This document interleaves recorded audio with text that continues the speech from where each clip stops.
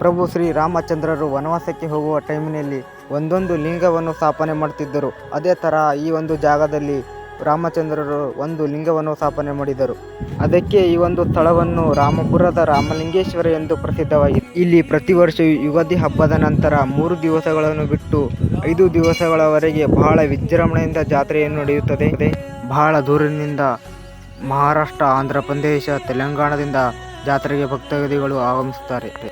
ಸದಾಕಾಲ ಅನ್ನದಾಸೋಹವನ್ನು ಇರುತ್ತದೆ. ಇಲ್ಲಿ ನಿಮಗೆ ಎಲ್ಲ ತರಹ ಸೌಲಭ್ಯಗಳು ಸಿಗುತ್ತವೆ. ಇಲ್ಲಿ ರೂಮಿನ ವ್ಯವಸ್ಥೆ ಕೂಡ ಇದೆ. ಇಲ್ಲೇ ಪಕ್ಕದಲ್ಲೇ ಒಂದು ಬಾವಿ ಕೂಡ ನೋಡಬಹುದು. ಈ ಬಾವಿಯನ್ನು ರಾಮತೀರ್ಥ ಎಂದು ಭಕ್ತಾದಿಗಳು ಕರೆಯುತ್ತಾರೆ. ದೇವಸ್ಥಾನದ ಸುತ್ತಮುತ್ತ ನೋಡಬಹುದು, ಬಹಳಷ್ಟು ಗಿಡ ಮರಗಳು ಕಾಣುತ್ತವೆ. ಇಲ್ಲಿ ಬಹಳಷ್ಟು ಸ್ವಚ್ಛತೆಯನ್ನು ಕಾಪಾಡುತ್ತಾರೆ. ಇಲ್ಲಿ ಹಳೆ ಕಾಲದ ಮೂರ್ತಿಗಳನ್ನು ನೋಡಬಹುದು, ಎಷ್ಟು ಚೆನ್ನಾಗಿವೆ. ನೀವು ಕೂಡ ಮೊದಲನೇ ಬಾರಿಗೆ ಈ ವಿಡಿಯೋವನ್ನು ನೋಡುತ್ತಿದ್ದರೆ ಒಂದು ಸಲಿಯಾದರೂ ಈ ದೇವಸ್ಥಾನಕ್ಕೆ ಬಂದು ಭೇಟಿ ಕೊಡಿ. ಈ ದೇವಸ್ಥಾನ ಬೀದರ್ ಜಿಲ್ಲೆಯ ಚಿಡಗುಪ್ಪ ತಾಲೂಕಿನ ರಾಂಪುರ ಗ್ರಾಮದಲ್ಲಿ ಇದೆ. ಇಲ್ಲಿ ಹೊಸದಾಗಿ ಒಂದು ಗಾರ್ಡನನ್ನು ತಯಾರಿಸುತ್ತಿದ್ದಾರೆ. ಇವತ್ತು ನಾ ಕೊಟ್ಟಿದಂಥ ಮಾಹಿತಿ ನಿಮಗೆ ಇಷ್ಟವಾದರೆ ಲೈಕ್ ಮಾಡಿ, ಫಾಲೋ ಮಾಡಿ, ಸಬ್ಸ್ಕ್ರೈಬ್ ಮಾಡಿ. Thank you for watching.